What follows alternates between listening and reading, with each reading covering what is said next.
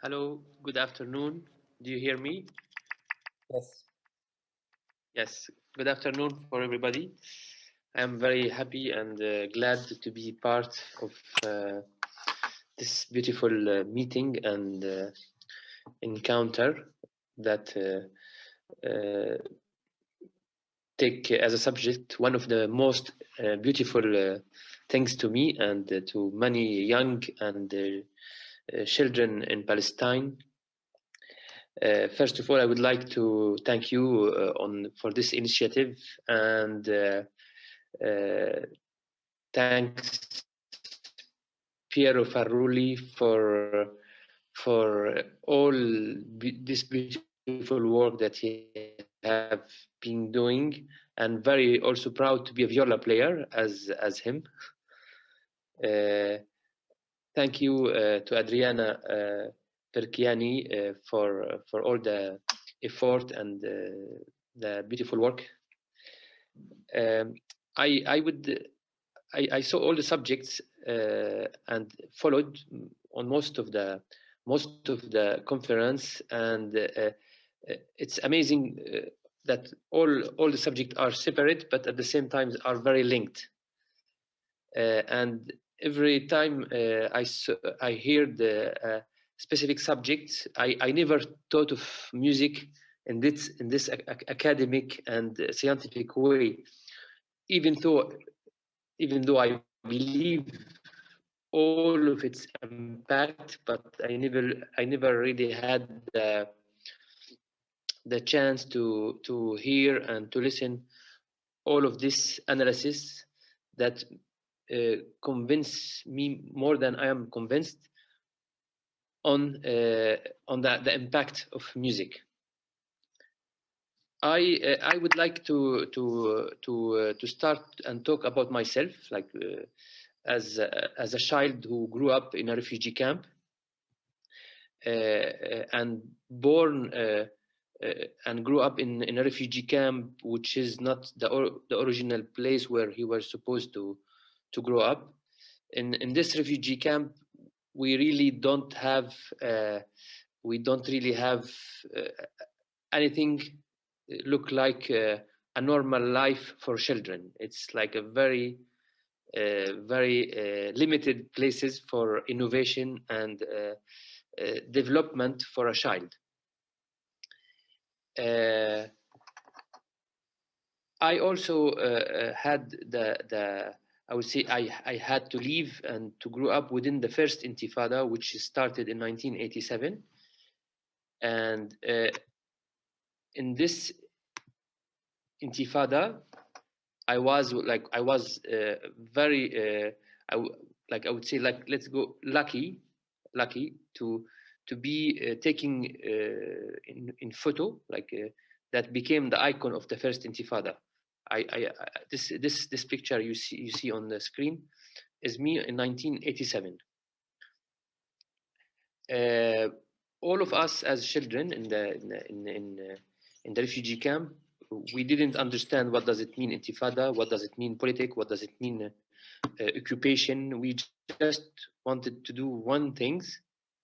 It's to protect our playground, because this was the only place for us to have fun. And with the time, we started really slowly to understand the political and the occupation and all this conflict and occupation that have been started even 40 years before with my grandfather.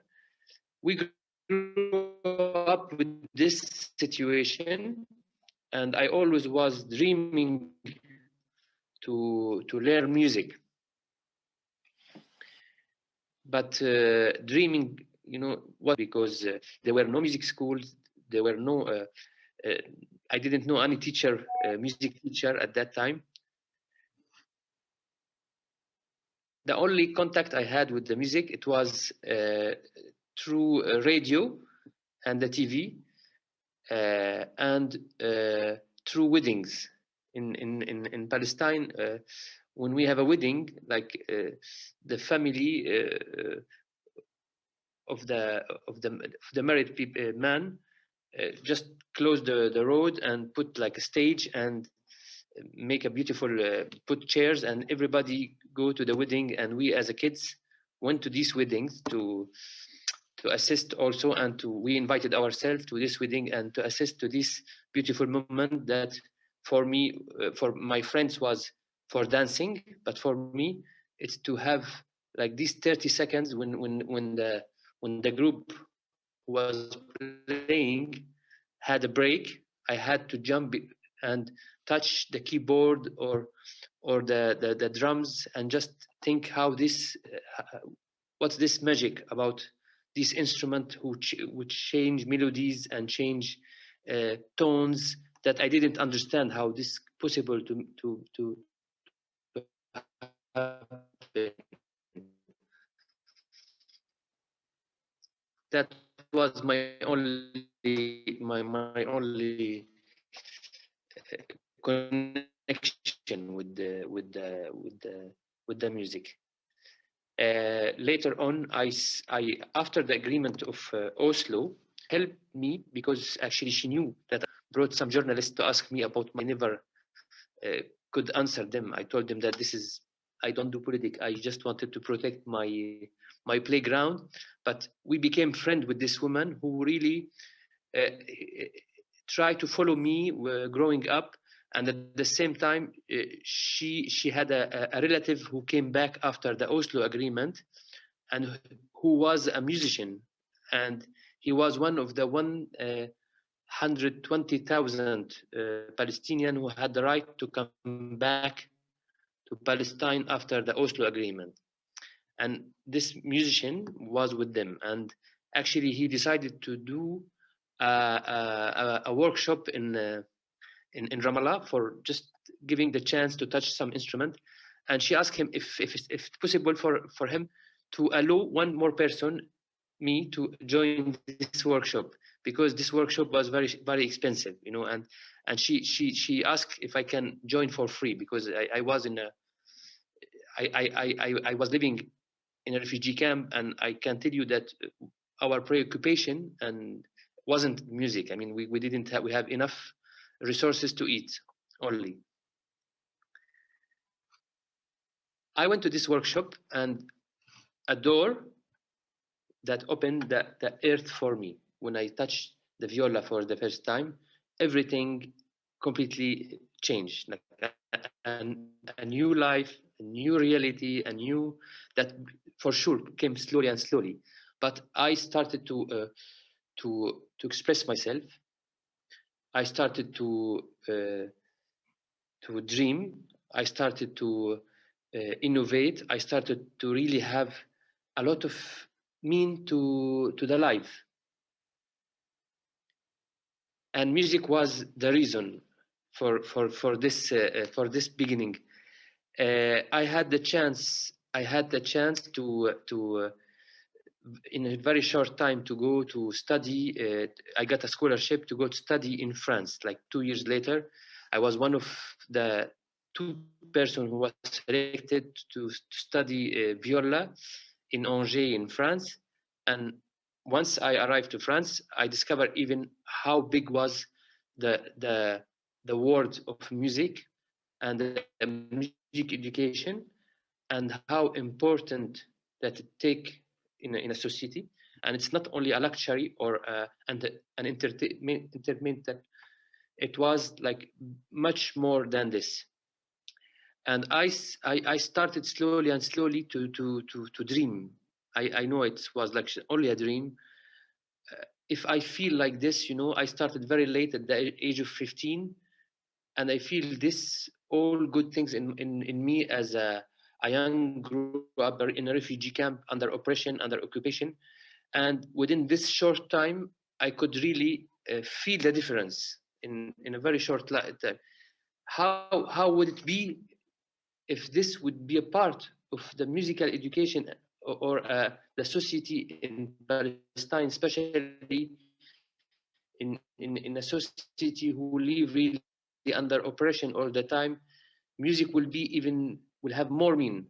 That's when I started to dream of Al-Kamanjati music school, and I started really to dream and to talk about the idea with some friends and some musicians from France, from Italy, from everywhere, to go to Palestine and to start at least do like perform for these children and give the opportunity just to listen to the live music, not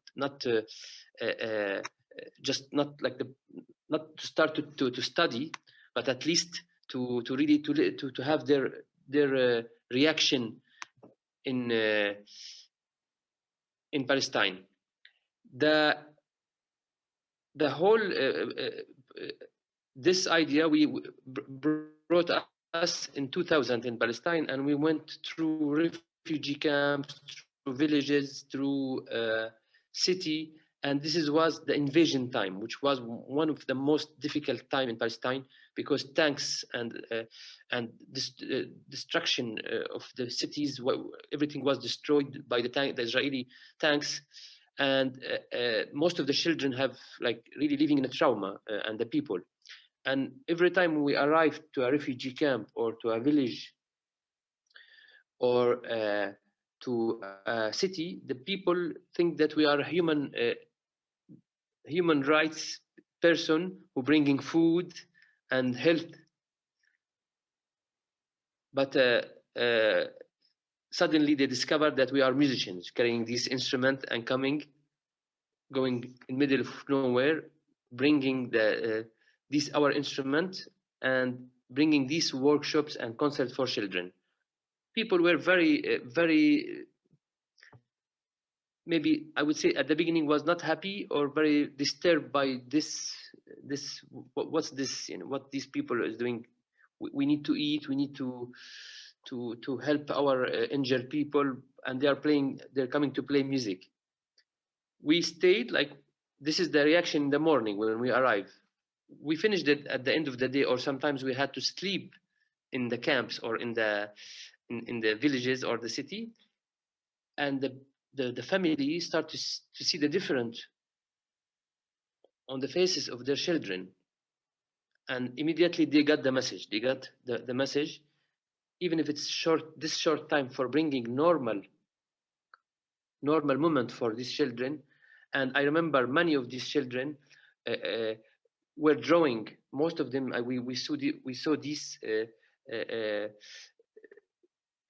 center for children to have activity, drawing tanks, drawing guns, drawing blood, drawing like really. And after these workshops, we could see children trying to draw an instrument that they saw. You can immediately see the impact of music, that the children is what they want to go out of this image, but we need to help them to go out of this image. That's why I went back to France and in 2003, and I started really put all my energy to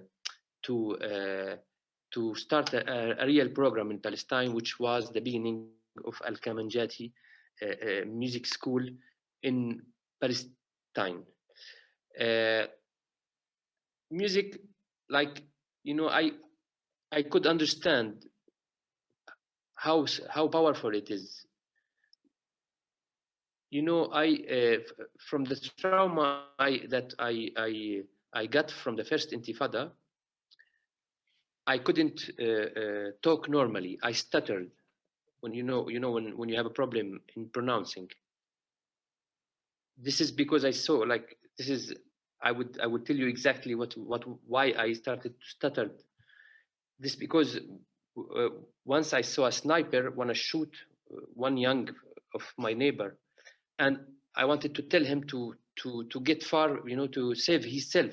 I couldn't tell it because I was very traumatized by this, and this has stayed with me. It followed me until France. I started to study like first, second, third year, and with learning music, I could solve my problem, by breathing, by knowing how to breathe and slowly and slowly express all my anxiety that I had got in the first Intifada, and I even completely composed a whole CD musical album that came alone. I didn't want to compose. I just played. Once I could technically express all these feelings, I could compose all these moments that I left in the camp.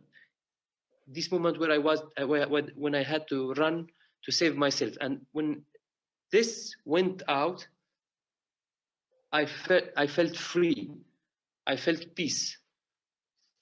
And what I wanted to say here, the peace, music can bring peace and bring the peace, because we as a human, we need peace in ourselves, for ourselves, inside of us. We need peace. We need to bring peace around the people who live around us. We want to bring the peace to our society. Peace is bigger than the peace that we think, the political peace. I know that many of you would like to listen more about the peace between Palestinian and Israeli, but I'm much more interested to talk to you about the peace that the music brought us as an individual and as a society who live under oppression and under occupation. We'll talk later about the other piece that you would like to listen about it, because I know in Europe you like to hear that there is possibility of peace. But this important project brought and changed the life for many young Palestinians. We had like many musicians, many people in Italy. I thank very much. In France, in the US, many people who donate their instrument. They came and donate their time. Like my friend Lucas, who came many times, Gunilla, my friend Alessio, Guido Barberi, who helped put this story on stage in Parco della Musica in Roma. It's a success story. It's a peace story. It is a peace story. But it's very important to understand that we say one hand in Arabic. We say one hand, do not clap. You know, if I want to clap, I can't clap. We need two hands to clap. And if you want to help that the peace come to the Palestinian society and to live together with their neighbor Israel, it's another process. It's a political process. This is need more practical decisions and effort from all the international community to put to make understand and respect the international law, which is Palestinians have been suffering since more than 50 years today. What I would say also, after going back from France, we opened the first school in Ramallah. We opened several schools. Al-Kamanjati have really had a lot of success in opening and having a lot of demand from many people in Palestine to open. We did it in Ramallah, in Deir Ghassana, in Jenin, in refugee camp in Palestine, in refugee camp in Lebanon, and the music started to be like really a demand. You know, the people start to understand that the music is very important, and I thought that music school is not enough, because we do not have really music education, which is bring us to the importance of the music in the education. And that's where we really started to work on methodology and started to implement music program in the music schools, in the primary schools in the United Nations, in the refugee camp, and in a government school. And we did really start a beautiful project where we now have beautiful method and methodology that help the schools to use and to implement the music schools the music in these primary schools. we are not like a state. We are a non-governmental school organization that really only count on the support of individual and organization and people who believe. We didn't solve all the need of music education in Palestine. There's other also organizations in Palestine who work, but we all are a non-governmental school because the government really don't have any resources, or the resources that they put into the culture is very, very little. But from what we did, we managed to open more than 10 schools. We managed to create many orchestra. You could see the different group and orchestras in Palestine. We sent more than 40 young from the first generation who started to study music with Al-Kamanjati to study in Europe and in the Arab world, in Italy, in France, in the US. And today we have, I would say, like most of them came back to teach, because in Palestine teaching music, it's not as in Italy or in France. You know, having teachers in Palestine, we had to have teachers who have to always demand permission from the Israeli occupation forces. Many of them have been refused, which means many of the children on the 20 past years had sometimes to stay 5-6 months without lessons, 1 year. Some of them started brass instrument and have to stop because we couldn't get a permit for the brass teacher. We don't have control of anything because many people think that there is like a fight between Palestinian and Israeli. No, by Israel, even if you are a musician, if you want to come to play in Palestine, if you tell this at the airport, you might be kicked to your country. If you say I want to play music for Palestinian, then you just for you. This I am saying this like this for you just to understand how difficult it was for us to just bring music for young and children in Palestine. Every time we had to send a container from Europe, once we gather all of these instruments from all wonderful people who donate them, the container sometimes would take 3 years before that the instrument arrive to us. They have to wait and wait and wait. You don't know why, where, and how, because we don't have our port. We don't have any port. But despite all of this, we did it because we believe, and because all of the people who were with us, who came and even took risk sometimes to help us, because we all know that we are doing beautiful things, bringing peace to these children and young to grow up with. They live under oppression. Music can free them and can help them and can create another thinking or negative, and can develop positive energy, not negative energy, because negative energy make you go. Sometimes I would tell you, I don't know, if I didn't take music, I might took a gun and then fight. You know, this is possible. You know, I cannot know the future. This is completely possible because I live under oppression. I have soldier in front of me. They humiliate all the people in front of me, my father, my uncles.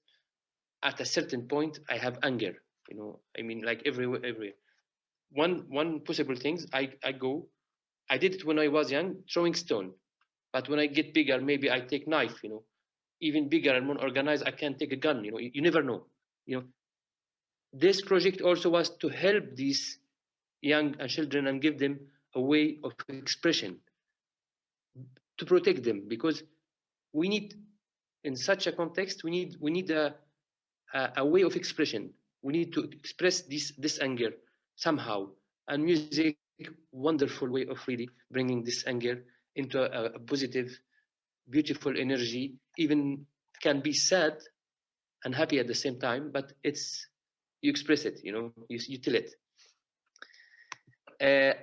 What I would I would say after this 40, we thought also of bringing, and developing music instrument workshop. In Palestine, there were no music workshop.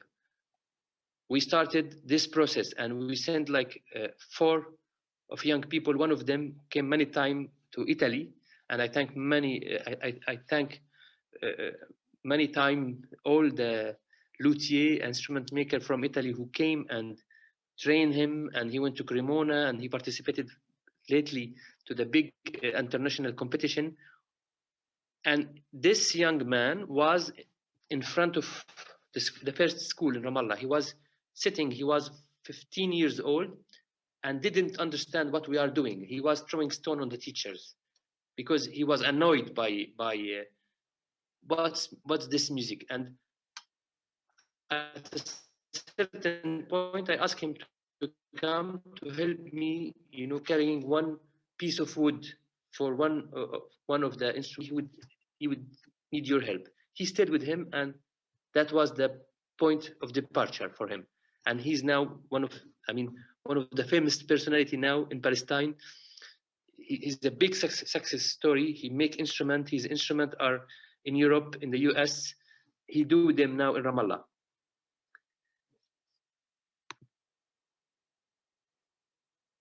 After this, we said that we really need to go and to improve musical life in Palestine. That's why we started like with festivals that started in 2005. Immediately, we started with like Baroque festival, music festival, and music days festival. I had the chance to receive a donation, like a harpsichord from Paris. A woman say, "I would like to give you an instrument." I thought it's a violin or a clarinet, And she said, "I have this beautiful instrument that you have to bring to Palestine." I saw the instrument. I was like really almost in tears, because it will become the first harpsichord of Palestine. And because of this instrument, started the Baroque festivals, and looking for music theater in Palestine, hall for concert hall. There is not a lot of concert hall, but looking to church, we have a lot of church in Palestine because many people do not like the Palestinian are Muslim and Christian, and before the creation of Israel, they were also Palestinian Jew. That brought like an amazing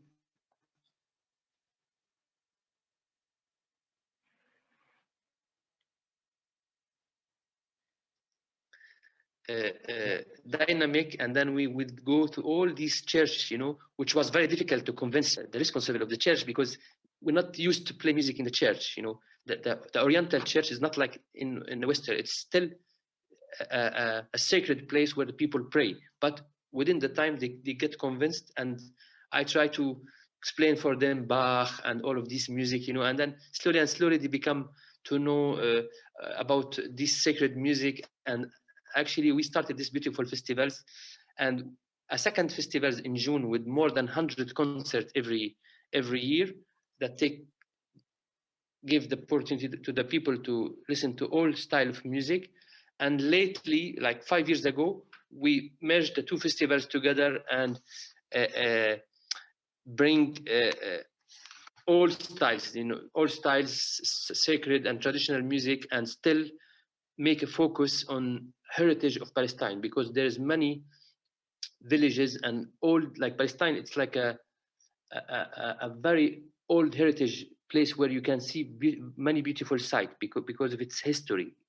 And many of them are abandoned, many of them are not respected, and the festivals was a way also to put together this patrimony and to highlight and to show that this is part of our identity.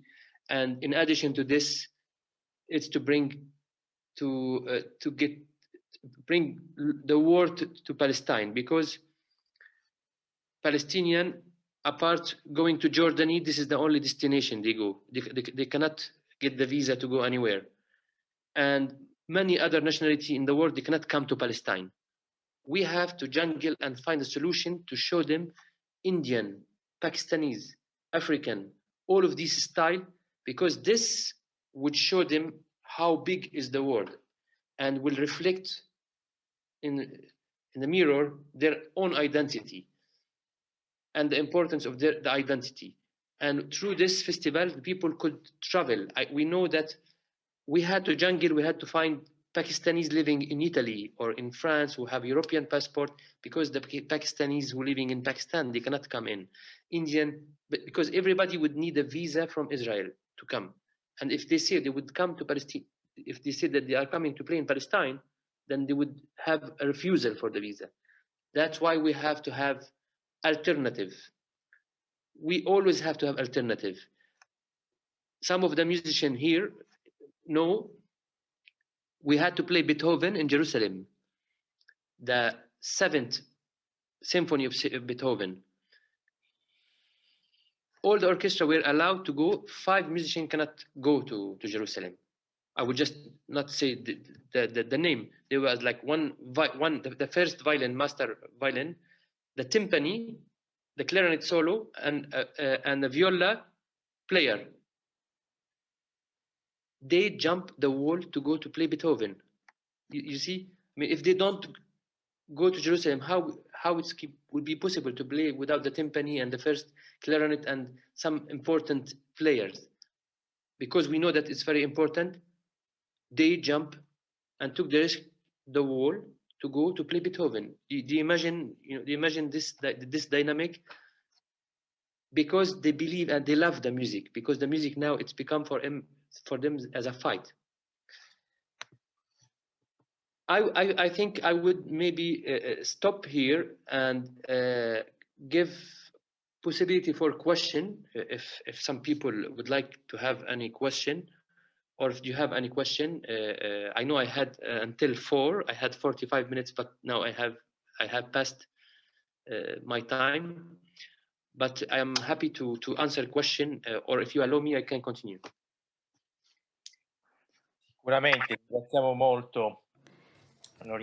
Well, first of all, we would like to thank you so much for your words, and it really impressed me having come into contact with what happened to your story, and the fact that with music you managed to really gain rights that you didn't have before, during the Intifada, for example, and how music really unveiled and allowed so many situations to happen, because as we heard before, it's not just flowers and daisies. There are so many difficult situations, there are so many hurdles, still obstacles, and I just would like to ask the production center if there is, we can send the video, we can show the video, or we can maybe start the Q&A session, because I think there was also supposed to be a small video. Yes.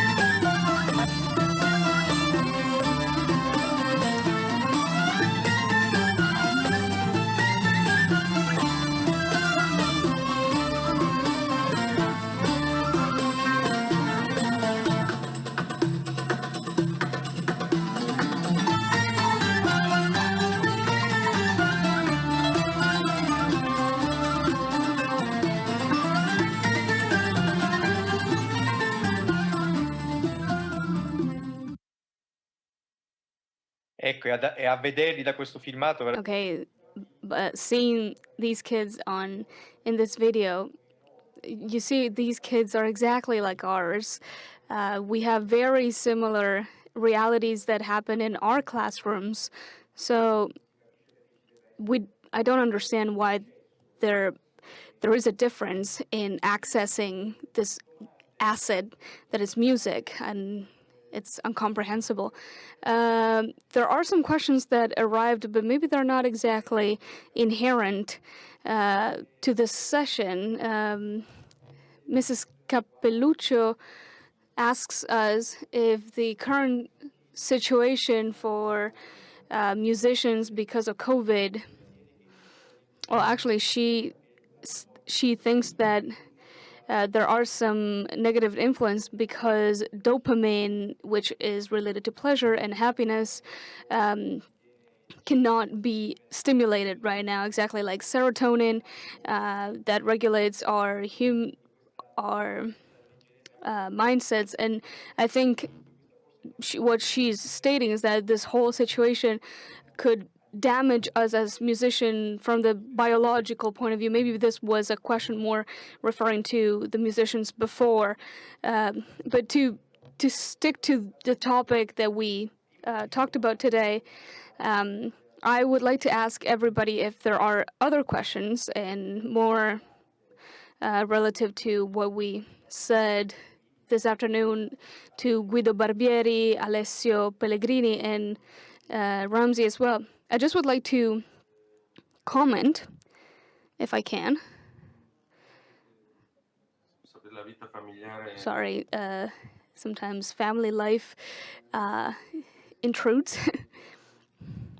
So I just would like to say this thing. I would like every one of us to become aware of the fact that sentences like "you cannot eat with culture" or "you could, make a sandwich out of literature, books, or whatever," I think these should become insults, because we start from words, we start from thoughts, and I would like for certain things to start being considered as really derogatory. Sorry. So, May I just comment one very practical thing da un progetto come il nostro, to show what could come out of such a practical project like ours. So, for example, from the lockdown, we found ourselves jobless. Most of us found ourselves jobless. I mean, not that a lot of us had a job before, but I think this project is very pioneering in that sense when it comes to concept of music. And when we come out of the conservatoires with a certain level of training and preparation, and it's good, but I think that the musician of the future will be a musician that will be fully part of it, not just through his relationship with concerts, but I think his activism and grassroots feelings is really becoming part of the society, because all the funds and the financial aid that we found were coming from voluntary most of the sources, and all the young people who decided to be part of this decided that because they wanted something different, despite their good level of technique. They're being incredibly good at playing an instrument. Also, because we know that the situation is really dire when it comes to for example, entering in a lot of musical contests or becoming teachers in conservatoires. But what can we learn from music today? What can we learn from Ramzi, for example, today? Ramzi goes around the world to look for funds to support financially the freshly graduates from several different several different countries in Europe and the United States, and not just that. And also, our students are part of projects in refugee camps as well, in the so-called refugee centers that we have especially in southern Italy. And we're still very much committed to those and very much involved in those, because regardless of all the different political views and the different political governments against immigrants, especially from Salvini onward, it seems like the system to welcome immigrants to Italy is still very much going on, and I would say it's still working very well. And the fact that they distribute immigrants throughout all the different centers all over Italy, I think that was a very successful operation. And this allowed a big integration of many immigrants in our local villages and in the local Italian towns. And that's what brings music to being practical, and really involving musicians to being practical and put everything they know into practice for something. I mean, we are now working on a project that will be probably my ultimate satisfaction, and I will then leave the young people to guide the association, because I've already renounced the presidency of my association. But we created so many incredible people, human rights activists who have been working at the forefront of human rights, and also musicians, especially musicians. And our next project, because we worked for a couple of years at it, but very, very soon we will publish a university book, because we created a new subject that's called Music for Human Rights, and almost as a manifesto to Manfred Novak.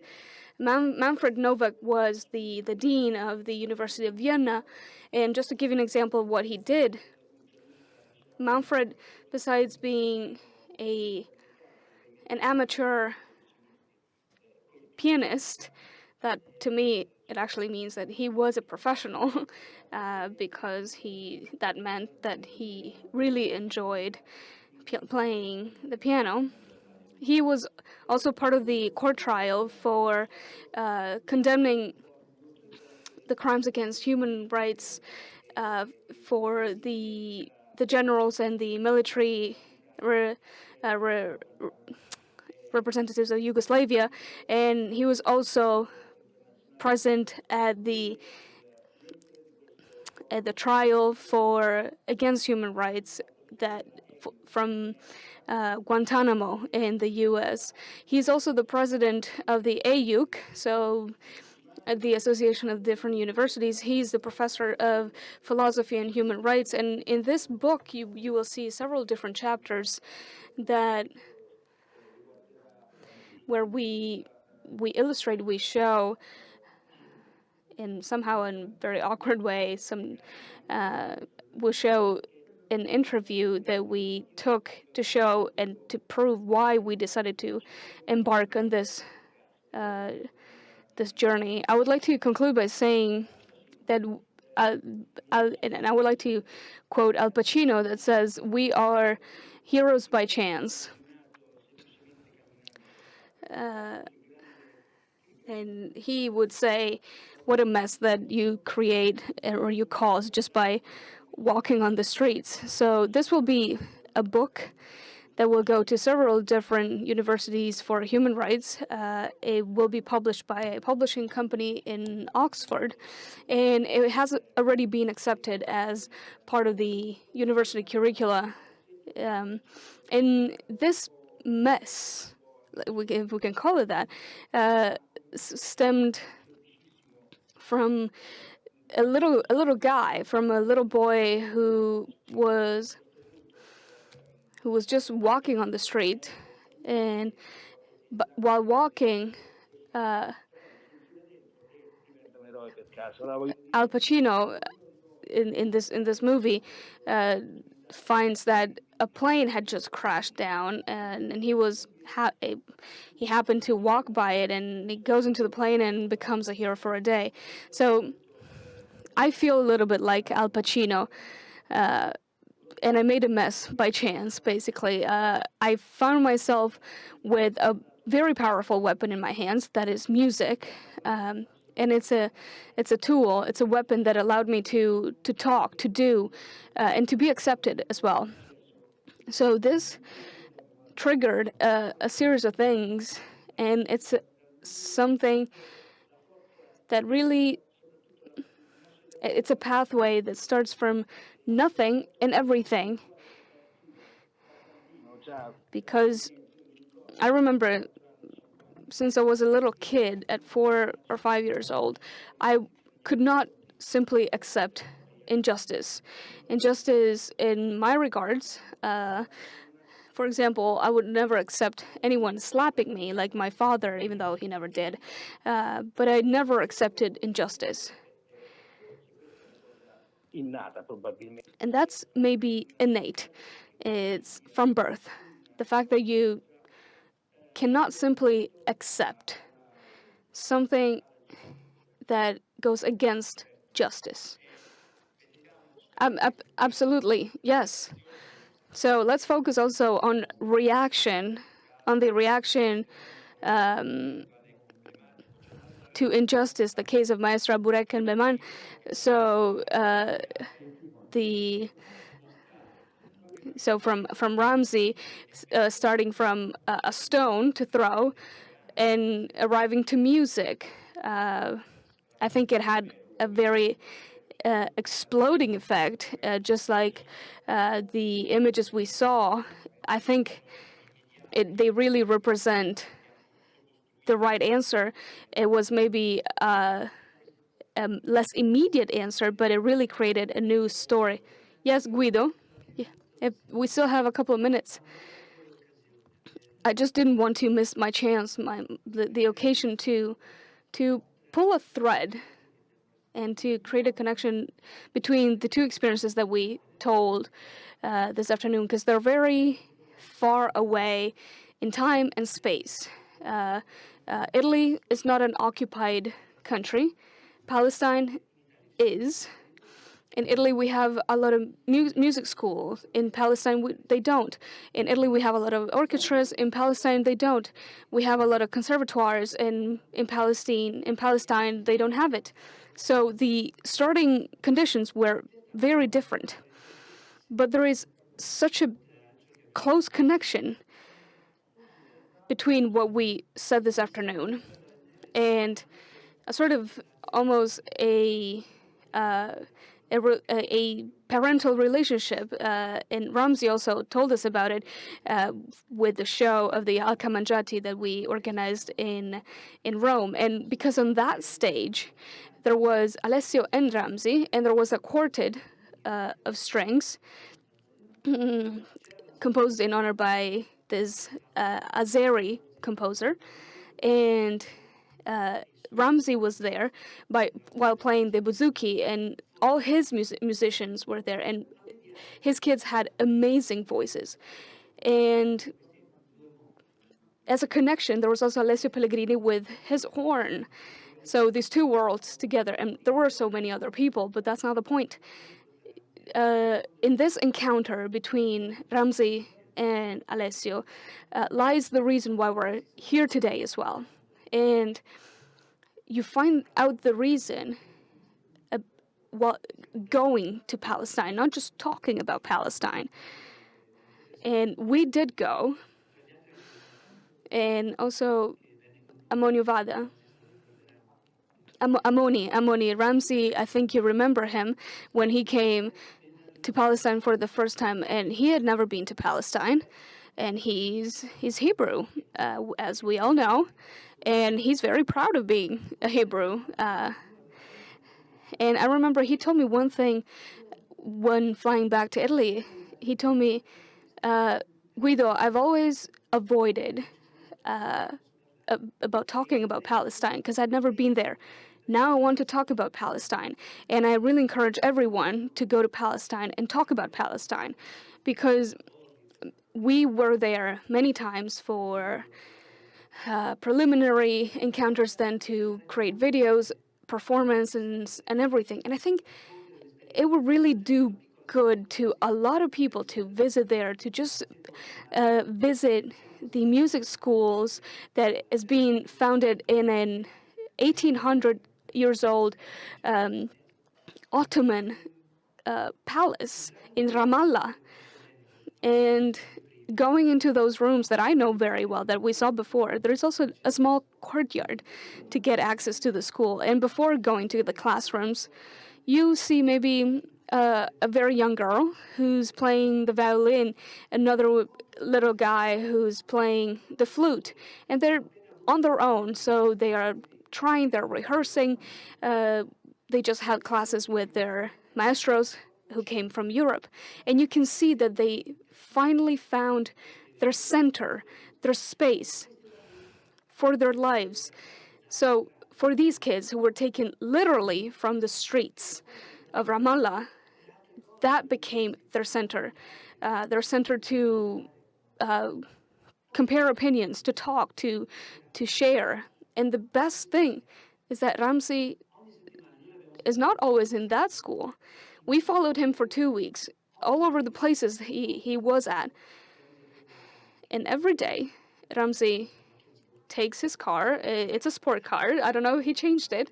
And it was actually a very fast car as well. Even though you can go really fast in Palestine, there are so many checkpoints that you have to stop. And he went like he did for his entire life. He went to the small music school in refugee camps, Kalan, Al-Jazun, Jenin, and we often think about refugee camps as if it's just tents without anything. No, they are like real neighborhoods with real houses where it's maybe a little harder to live. And maybe you have a house built by an NGO with a small room filled with instruments, where you find those kids that are so involved in that game. And I think we were in Al-Jazun. I don't want to make a mistake, but we met a little girl who was playing the percussions incredibly well. She had an incredible talent, and we started talking to her because we interviewed all these kids. And this little girl, in perfect English, by the way, I don't know how she learned it. Probably they told us watching SAT TV. And this little girl, to go to the music school, would walk 2.5 hours every day, and then 2.5 hours back to go back to the refugee camp. And why did she do that? And this is the most simple and also moving answer in the world, just like the Venezuelan girl who fell asleep at Alessia's feet. And she said, because this is the best game I've ever played. In questa, scusate, ma I'm sorry. I'm always moved a little bit when I think about these things, and I wonder where she is right now, because in that answer, there's really everything. So that desire for peace that Ramzi was talking about, and it's not the political peace between Israel and Palestine. And yes, in Europe we always want to know about these things, but also a part of us doesn't want to know these things. And Luca knows it very well, and he was in Ramallah many times. And that type of peace starts from there, from the inner desire to make a gesture, make an action, to use your voice.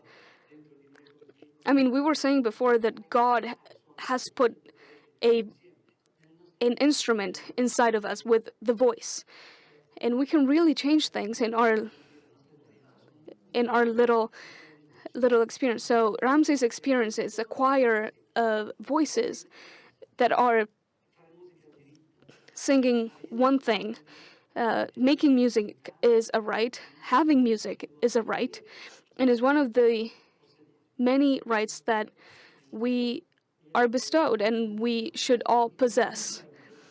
We talked about a very small part, and we gave a small part of our lives to allow everybody to sing. I add something because time is running out.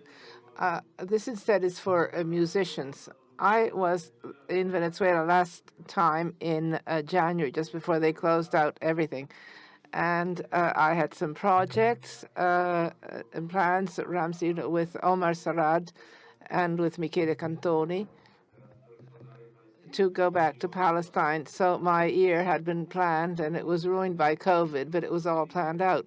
What I want to say to musicians, to my colleagues, is do this experience, which I did, because at the end you'll have, you'll need it badly. You'll have you'll be like a drug addict. You'll be addicted to it. I mean, if I can't go to the townships, if I can't go to Caracas, if I can't go to Ramallah, I begin to feel ill. So I advise you to live this life, because it fills all of the empty spaces that even musicians have. And on the other hand, if it really is, as Ramzi told us, that his musicians learn how to repair their instruments, the violin and the other instruments, in order to make it play. If we begin from there, the recipe for music starts there. All of that which we have talked about, dialogue and peace, will take place after, because the first thing that happens is the research for beauty, starting from the manuality of building one's own instrument. I don't know if Ramzi wants to add anything more.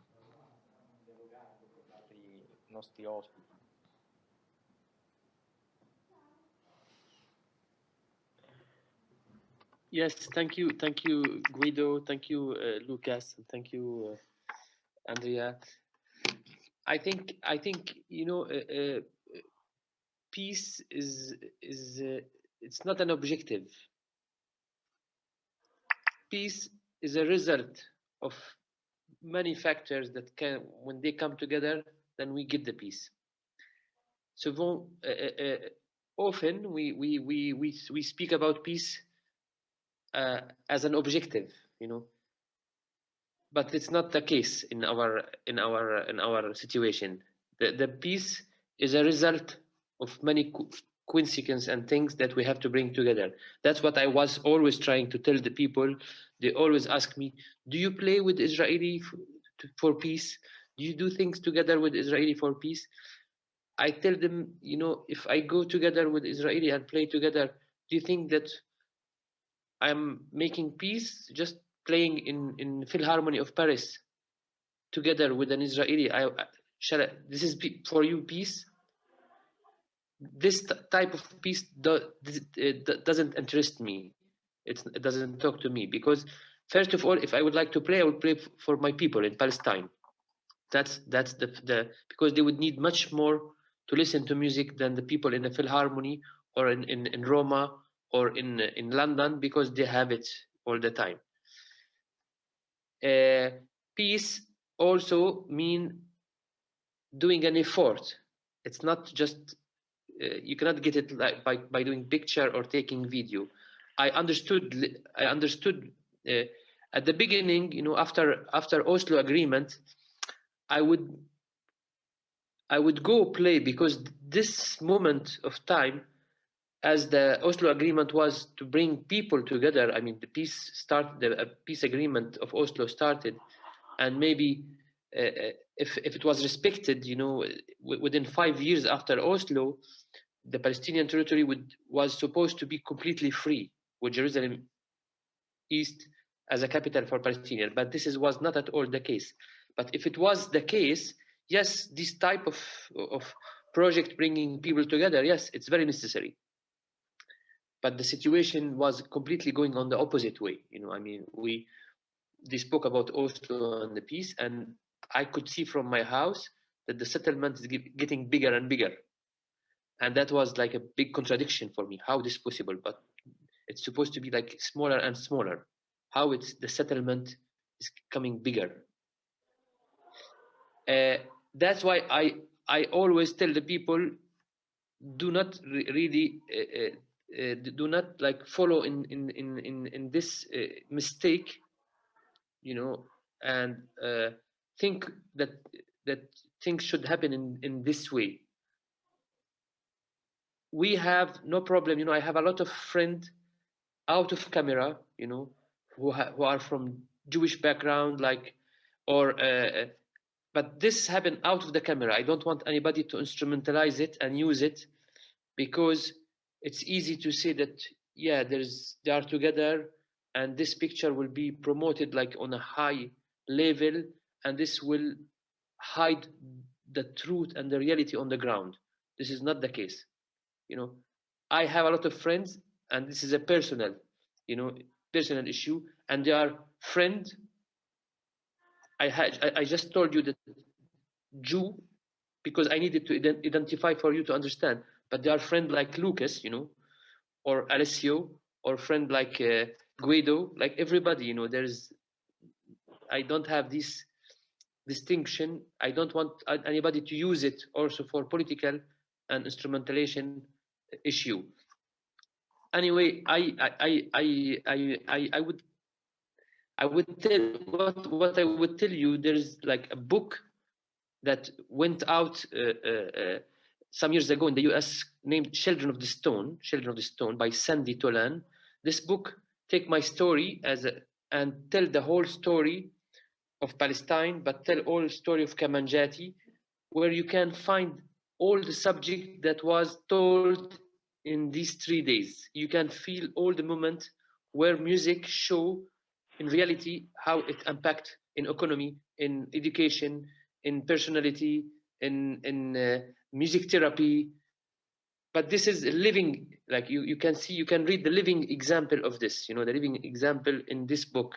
This book has been translated into French, Le Pouvoir de la Musique, and it's now they are working on it to translate it into Italian, and it will be in Italy, I think, by the end of, I mean, in 2021.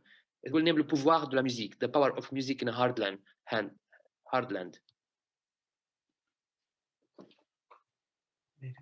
Sicuramente. Ramzi, è come dire che Well, so it means that with music, one certainly can't create those peace processes that have their own difficult courses.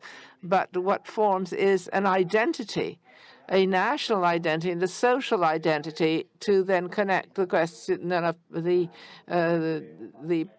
Palestinian question to the European one, and what is done with our friends. So the first thing that forms the musical experience is this: the fact of creating an identity between those who make it, and launching bridges, but also consolidating families of the nation of Palestine in this case, or of students and pupils and the students in the difficult situations in Europe, where the Association for Human Rights moves.